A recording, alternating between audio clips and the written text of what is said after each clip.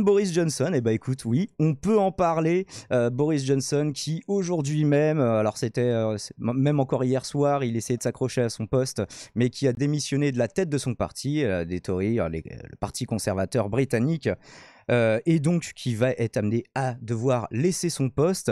L'occasion de faire un petit rappel sur qui est Boris Johnson. Voilà, ces différentes frasques que je vais vous faire, non pas en 10 minutes comme Hugo Décrypte, mais plutôt en 4. Alors Boris Johnson qui avait commencé dans le journalisme, qui était aussi le fils de Stanley Johnson, qui est auteur et homme politique, qui était aussi qui était membre du Parlement européen, mais toujours pour le Parti conservateur. Alors qui s'était plus spécifiquement engagé pour l'écologie, donc conservateur écologisme, pourquoi pas, et alors qui avait fait, qui faisait un petit peu moins de frasques que son fils, qui est arrivé jusqu'à la tête de l'État, ce que les gens qui faisaient des études qui étaient à la fac avec lui avaient été interrogés en disant mais personne n'aurait imaginé que Boris finirait Premier ministre, mais bon, pourquoi pas. Alors, anecdote, avant qu'il bosse au Daily Telegraph, il avait travaillé pendant 1 an au Times, mais il en avait été licencié pour avoir inventé une citation et avoir menti sur le fait de l'avoir inventé. Mais ces papiers... globalement eurosceptique, il commentait beaucoup, très ironiquement, en exagérant parfois, certaines discussions qui avaient lieu au Parlement européen. Il faut savoir que ces papiers faisaient de lui le journaliste préféré de Margaret Thatcher.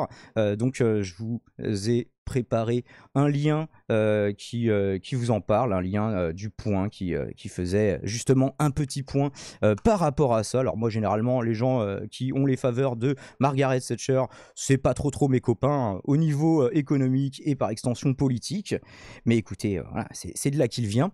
Alors il a été député à la Chambre des communes, mais c'est finalement en ravissant la mairie de Londres, et je crois qu'il avait été réélu en 2012, et donc la mairie de Londres qui était travailliste jusqu'ici, et qu'il avait réussi à leur prendre, et donc c'est ce qui lui avait conféré une stature nationale lui permettant de convoiter le 10 Downing Street, hein, vous savez, c'est l'Élysée britannique, en dépit du fait qu'il soit une figure singulière dans son propre camp, qu'il ne fasse pas l'unanimité dans son propre camp. Alors c'est plus une question de forme que de fond, même si par exemple ses revirements sur l'Union européenne, il était partisan du Remain jusqu'en 2016, et il avait changé d'avis puisque c'est finalement lui qui a été l'artisan du Brexit, comme vous le savez, donc Johnson le Brexiteur. Oui.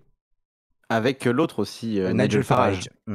Qui lui est parti par la petite porte, on l'a plus trop entendu, il a dit ah ouais je m'en vais, et mais puis après avoir c'est un bien petit peu ce foutu qu'il le annonçait. bordel, il s'est barré. Après, il avait dit ouais. Moi je suis pas très fan de Farage, mais par contre au moins c'est une promesse qu'il a tenue. Il a dit moi je suis pas là pour faire de la politique, je suis un mec blindé donc je m'en fous, parce que c'est un trader, Farage à la base, mais alors il s'était fait beaucoup remarquer pour ses sorties au Parlement européen justement, et c'est surtout dans les années 2010, et alors c'était je me souviens plus du nom de son parti, UKIP, ouais. United Kingdom Independence Party. Il avait dit bon bah voilà, un ce peu parti n'aura l'équivalent de Dupont-Aignan quoi, en France. Dupont-Aignan époque très anti-européen, c'était un peu ça, enfin le délire de son parti. Ou Asselineau, ou je sais pas, ce genre de choses quoi. Ouais, Asselineau, ouais, tout à fait. Et donc lui avait dit bon bah une fois que le Brexit sera fait ou inéluctable, je m'en irai, parce qu'en fait la seule revendication que j'ai c'est ça. Et effectivement il est parti, il me semble.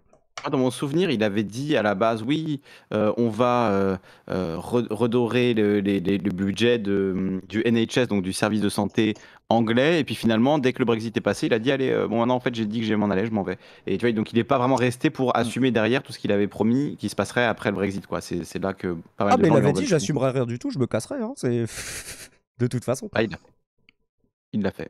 Et il l'a fait, effectivement. Donc Johnson, pour revenir à lui, il a fini par s'attirer le mécontentement d'une plus large partie du public, et même de son propre parti, durant la pandémie de Covid-19. Est-ce que vous vous souvenez de ce qu'il avait fait ? Il avait participé, alors est-ce qu'il les avait organisés ? Ça, je n'irai pas jusque-là, mais il avait participé à des fêtes dans des bâtiments gouvernementaux, en plein lockdown, en plein confinement. Je vous invite à taper Partygate si vous voulez avoir plus d'infos. Et j'ai ici un article du Guardian qui vous donne un petit peu plus de détails, que je vous mettrai dans la rediff en lien et que je vous mets dans le chat tout de suite. Donc voilà, ça avait fait un petit peu scandale. Et ce qui avait fait encore plus ce scandale, c'est que en pleine funéraille royale, c'était l'époux d'Elisabeth II qui était mort, le prince je sais plus quoi, et En fait, les mecs avaient fait une tellement grosse chouille la veille au 10 Downing Street qu'ils ont envoyé personne. La reine, elle était toute seule pour les funérailles et ils avaient juste envoyé un mot d'excuse en disant désolé, on est trop bourré, du coup on vient pas. C'était n'importe quoi. Non mais je te jure, c'est vrai. C'est un vrai truc, mais justement, regardez l'article. Hein. Mais alors, il avait présenté des excuses, Johnson, tout de même.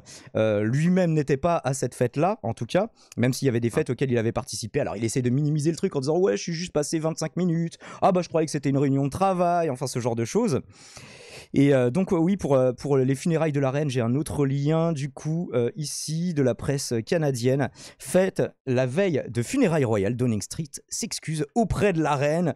C'est quand même un petit peu la hesse, si vous voulez. Mon opinion, conclusion humiliante d'une semaine de révélations désastreuses pour Boris Johnson. Downing Street s'est excusé vendredi auprès d'Elisabeth II pour des fêtes organisées en plein confinement, alors que la reine s'apprêtait à enterrer son épouse. Alors il faut savoir que les réunions de plus de 6 personnes étaient interdites, ils étaient une quarantaine, vraisemblablement.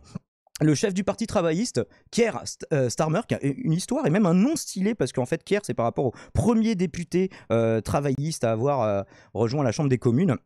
Fils d'ouvrier, lui, qui avait déclaré à l'époque, la seule vraie question, c'est est-ce que les Britanniques vont éjecter Boris Johnson? Est-ce que ce sera son propre parti? Ou est-ce qu'il aura la décence de démissionner?